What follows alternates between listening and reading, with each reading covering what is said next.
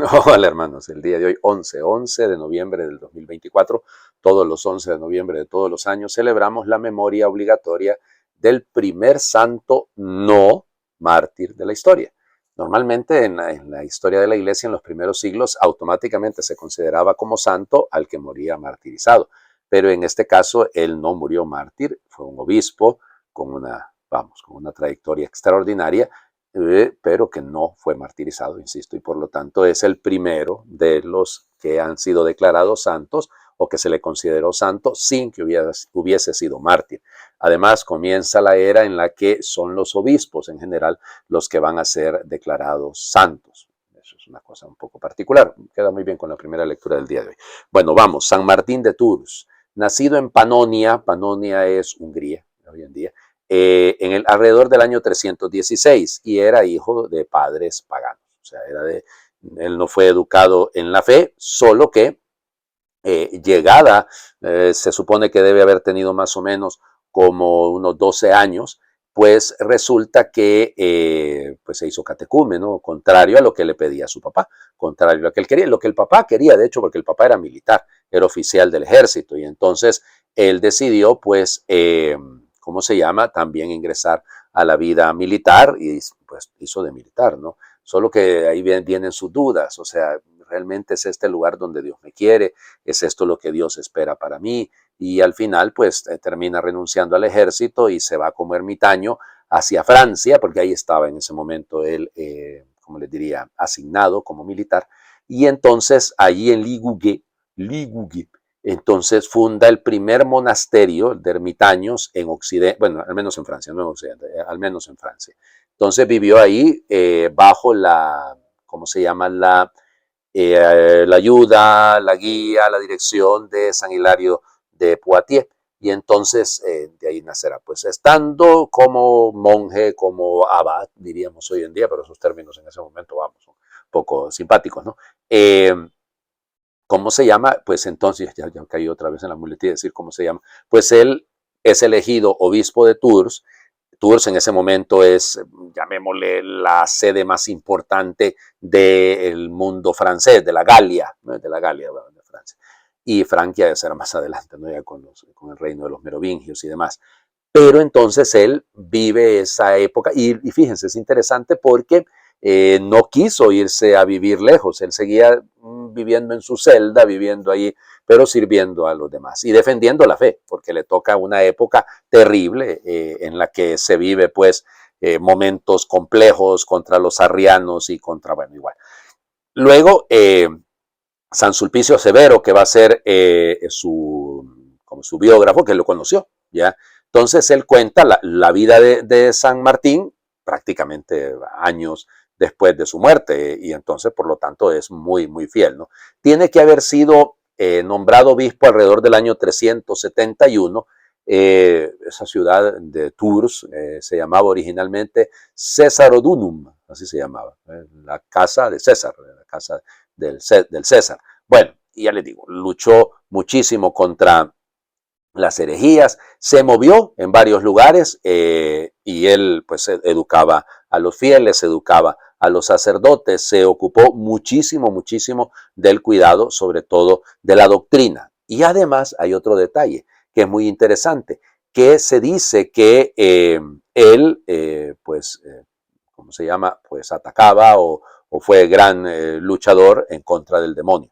Ese es otro detalle. Bueno, como les digo, entonces, un episodio que se ha vuelto famoso durante la Edad Media, no quedó ahí como una marca de lo que era el corazón de él, es que se encontró con un pordiosero, se quitó la capa, la partió por la mitad por un mendigo y le dio la mitad de la capa. No le podía dar la capa entera porque la capa, una parte la pagaba el soldado y otra parte le pertenecía al ejército romano. Y entonces por eso el gesto de partirla por la mitad, porque no se la puede dar entera. Y luego sueña en la noche de que es Jesús mismo el que lleva la capa y entonces de ahí viene que se le represente así. Fíjense, ahí hay dos cosas, ¿no? Pues chapeau, la capa, como se guardaba esa capa en un lugar pequeño, entonces de ahí viene el nombre de la capella, de la capilla donde está la pequeña capa. También se dice, es interesante, que al que cuidaba la capa, al que cuidaba el chapo, al que cuidaba la pequeña capa, se le llamaba capellani, el que cuidaba la capa. De ahí vienen los capellanes, que son los que cuidan las capillas. Para que vean ustedes, la belleza que está detrás de todo eso, ¿no? Ahora, ya les digo, San Sulpicio cuenta belleza, ¿no? Sobre él, sobre cómo fue un discípulo de San Hilario, de Poitiers, de cómo siguió todo lo que le decía, cómo también estuvo en algún tiempo viviendo en el exilio, porque Hilario pues también tiene que vivir exiliado por culpa de la lucha contra los arrianos. Y de hecho va a ser San Hilario el que lo ordena diácono y luego presbítero, ¿no? Y por eso es él el que está detrás de todo lo que tiene que ver con su formación. Muy importante en esta época y por eso vendrá de ahí, vamos, digámoslo, su relación con lo que tiene que ver con San Ambrosio de Milán, ¿no? Que también con el Papa, en ese momento es el Papa Ciricio, todo eso, realmente, entonces, ya les digo, importantísimo sobre todo por esto es el primer santo que no fue mártir, es obispo, había sido militar, el tema de la defensa de la fe, y ya les digo, además fue un gran viajero. Él se movió por todas partes, en Galia hasta llegar a Alemania, y ¿cómo se llama? De ahí viene el que se le conoce, pues su fama se extendió por todos lados, ¿no? Bueno, lamentablemente, hay que decirlo, muere en Candes en el año 397. Allí, como les digo, se levantó una capillita y luego se construyó una basílica. Esa basílica, los vikingos la destruyeron, los normandos la destruyeron en el siglo V, creo, y luego la reconstruyeron y la volvieron a destruir los protestantes. Los protestantes franceses, los que se llaman hugonotes, la destruyeron en 1526. Pero ahí está la basílica hoy en día, que fue reinaugurada a inicios del siglo XX. Famoso esa capita, anduvo dando vueltas por todos lados, muy vinculada a los francos saulios, que son de donde van a ser los merovingios y todo aquello por el rey Merovec, que ellos consideraban el primero de sus fundadores. Realmente el que inaugura esta dinastía, que luego pasará a ser la dinastía carolingia, es Clodoveo. Pero igual, es Clodoveo el que está detrás. Por eso la gran devoción a San Martín. Vamos a las lecturas, perdón, que ya hablé mucho de él. Empezamos a leer hoy y durante 3 días vamos a leer la carta de San Pablo a Tito. Entonces, capítulo 1, versículos del 1 al 9. Yo, Pablo, soy servidor de Dios y apóstol de Jesucristo para conducir a los elegidos de Dios a la fe y al pleno conocimiento de la verdadera religión, que se apoya en la esperanza de la vida eterna.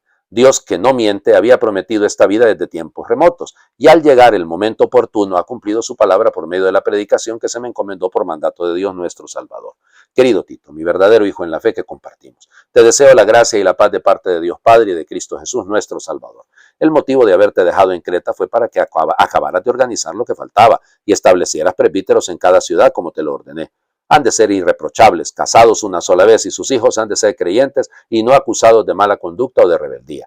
Por su parte, el obispo, como administrador de Dios, debe ser irreprochable. No debe ser arrogante, ni iracundo, ni bebedor, ni violento, ni dado a negocios sucios. Al contrario, debe ser hospitalario, amable, sensato, justo, piadoso, dueño de sí mismo, fielmente apegado a la fe enseñada, para que sea capaz de predicar una doctrina sana y de refutar a los adversarios. Palabra de Dios. Te alabamos, Señor. Bueno, Pablo se presenta. Él es un siervo, es un apóstol. Punto. Eso se presenta así, con la sencillez, sin andarse dando grandes títulos. Es lo que está, es para servir a Dios y para, pues, el apóstol es el enviado, ¿no? Entonces, por lo tanto, enviado por Dios, y lo dice claramente, para conducir a los elegidos de Dios a la fe, al pleno conocimiento de la verdad. Bueno, ¿por qué? Lo que ocurre es que él está siguiendo que se cumpla lo que el Señor había prometido. Luego se dirige a Tito, lo llama verdadero hijo en la fe que profesamos, y le explica, mira Tito, yo te he dejado ahí, vamos, la iglesia siempre necesita una cierta organización, es una institución, ¿no? Ya les digo que cuando uno va detrás en mi país, a los buses del transporte, llamémosle público, pero realmente es privado porque lo pagan, tiene dueños, no es el Estado o la alcaldía la que tiene los buses, como pasa en muchos otros lugares.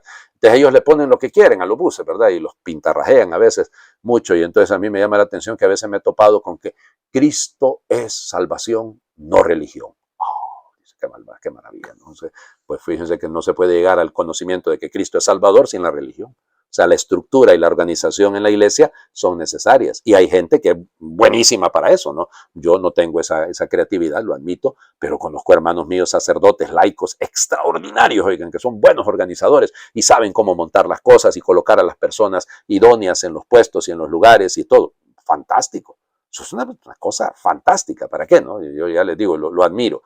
Y luego empieza Pablo diciendo cómo deben ser. Fíjense, llama la atención, ¿no? Primero llama cómo deben ser los presbíteros, porque lo que le pidió a Tito es que colocara presbíteros, ancianos, no presbiteroi, y es interesante, ¿no? El presbítero no existe solo, existe como parte de un colegio, parte de un grupo de hermanos. Esto es fundamental, porque, lo digo, los que formamos, los que trabajamos en la formación de los sacerdotes, pues hay que enseñarles a entender que no son francotiradores, se forman presbiterios, no se forman presbíteros en el sentido individualista.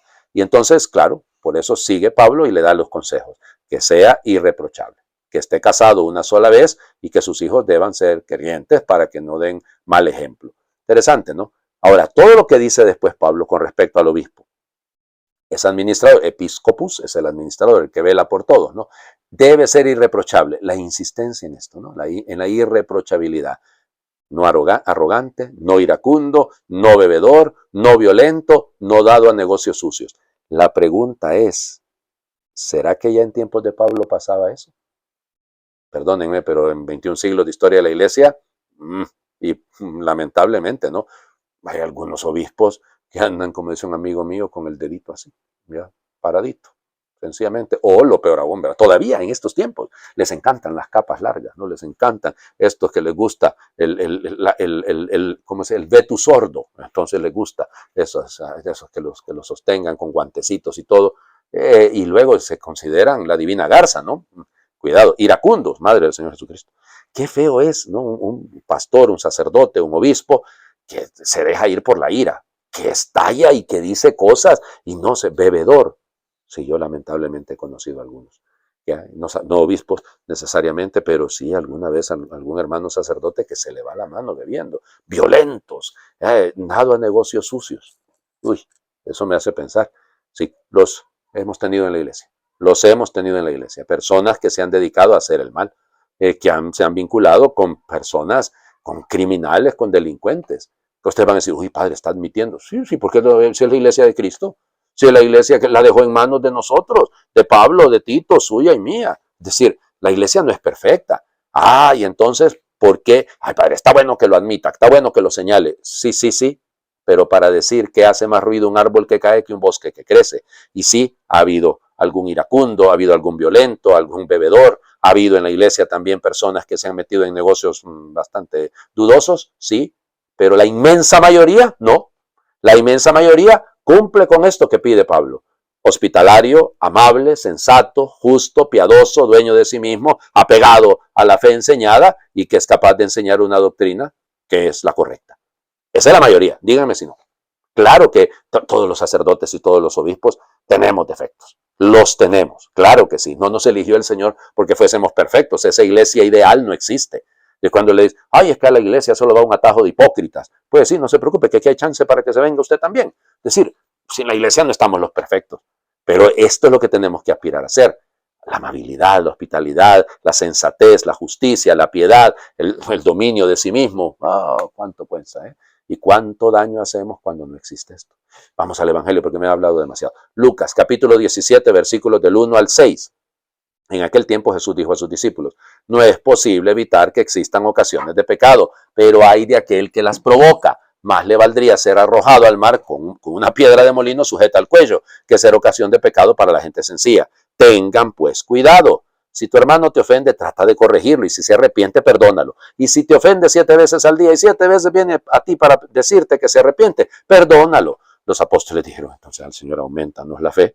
El Señor les contestó, si tuvieran fe, aunque fuera tan pequeña como una semilla de mostaza, podrían decirle a ese árbol frondoso, arráncate de raíz y plántate en el mar, y los obedecería. Palabra del Señor, gloria a ti, Señor Jesús. Bueno, son 3 temas, ¿no? Me pareciera. Primero, sigamos con lo que decíamos arriba. Sí, es imposible que no haya escándalos, pero hay de aquel que los provoca y que lo sé. Y si lo hacemos ya conscientemente, sabiendo que estamos actuando mal, pues hombre, doble razón para que nos tengamos que convertir, ¿no? Y eso está claro. Por eso la expresión es durísima. Nomás le valdría amarrarse una piedra de molino y tirarse al mar, ¿verdad? Porque claro, está haciendo perder la... Y ahí en eso tenemos que ser cuidadosos. Todos los que tenemos responsabilidades en la iglesia. Si usted lee en la iglesia, si usted proclama la palabra, pues si usted es cantor, si usted lo que sea, catequista, hostiario, ministro extraordinario, sacerdote, diácono, obispo, lo que sea, tengamos cuidado. No es porque tenemos que andar aparentando, no, tenemos que ser auténticos, pero también reconozcamos que hay gente más sencilla, gente que está empezando en la fe y que de repente nuestras maneras de proceder, hacen muchísimo daño, así que hay que estar atento a eso. Luego, la otra cosa, una de las cosas hombre, que debería de ser natural en nosotros es la capacidad de tener misericordia, porque Dios ha sido misericordioso con nosotros. Y hay algunos que, perdónenme, somos tan duros, ¿no? Juzgamos a la gente. Es más fácil juzgar que perdonar. Y esa actitud no es sana, ¿eh? Y no nos perdonamos entre nosotros mismos. Los errores los magnificamos. Es una cosa así exagerada a veces. Hay que saber perdonar, porque Dios ha perdonado. Y luego lo último, ¿no? Los apóstoles reaccionan. Es que es difícil esa manera de perdonar que estás pidiendo, Señor, por Dios, ¿a quién se le ocurre? 7 veces tengo que perdonar a este bendito cada vez que me... cuantas veces sea necesario. Por eso piden que aumente la fe. Efectivamente, no, miren, no se perdona y no se trabaja uno mismo, justo, sensato, piadoso, dueño de sí mismo, sino es desde la fe. Y por eso Jesús habla de la fe en ese sentido. Aunque fueran la fe como un granito de mostaza, harían grandes maravillas. Vamos, por el tiempo, les invito a hacer oración. Disculpen que hablé mucho de San Martín, es que me da ahí por hablar de otras cosas ligadas alrededor. Señor, no nos dejes caer en el ojo por ojo o en el diente por diente. No permitas que me dejes llevar por la rabia o por los deseos de venganza. Ayúdame a seguir amando a quien se equivoca, a quien me hace daño. Dame sabiduría para convertir el dolor en compasión afectiva y efectiva. Enséñame a rezar por las personas que me han herido con sus palabras y obras, a corregir sin humillar, por amor, con delicadeza, buscando el bien del otro. Dame amor para no criticar a la espalda, para corregir a la cara, a solas. Si no me hace caso, que no me dé por vencido y busque la ayuda de otras personas y de la comunidad. Y si ni aún así no se corrige, dame la paz del que hace todo lo posible para solucionar un problema. Señor, dame amor para corregir a quien se equivoca y mucha humildad para dejarme corregir cuando me equivoco yo. Amén. Señor esté con ustedes y les bendiga Dios, el que es Padre, Hijo y Espíritu Santo. Su bendición descienda sobre ustedes por intercesión de San Martín de Tours y permanezca para siempre. Amén. Bueno, felicidades. Que el Señor les acompañe en este día lunes y que podamos imitar a San Martín con una actitud de disponibilidad a la voluntad del Señor. Muy feliz lunes para todos.